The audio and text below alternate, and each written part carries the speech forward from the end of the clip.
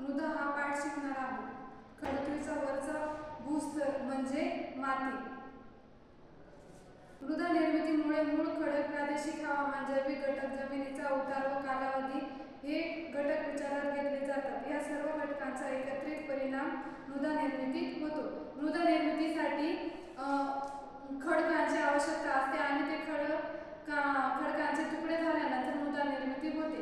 मग ते खडकांची मृदा निर्मिती मातीमध्ये होण्यासाठी पाण्याची आणि हवेची, जैविक घटकांची आवश्यकता असते. मृदाची व्याख्या आता आपण लिहून घेऊ.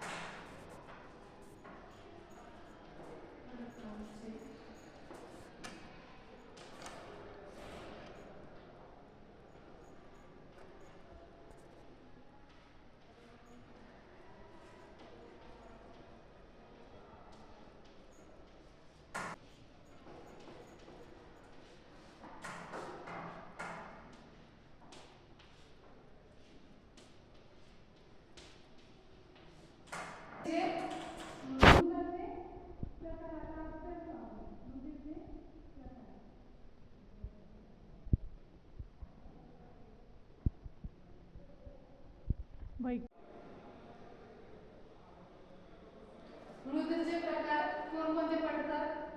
पहिला काळी मृदा, मृदा आणि तांबडी मृदा, जांभळी. बरोबर. काळी मृदा, या मृदेचे वैशिष्ट्य, ही मृदा काळ्या रंगाची असून कापूस आणि ऊस या पिकं अत्यंत उपयुक्त असते. ही आहे काळी मृदा. तिच्या नावातच आपल्याला दिसते किती काळी. आणि या मृदेमध्ये ऊस आणि कापूस हे पीक घेतले जाते. दुसरी मृदा आहे गाळाची मृदा.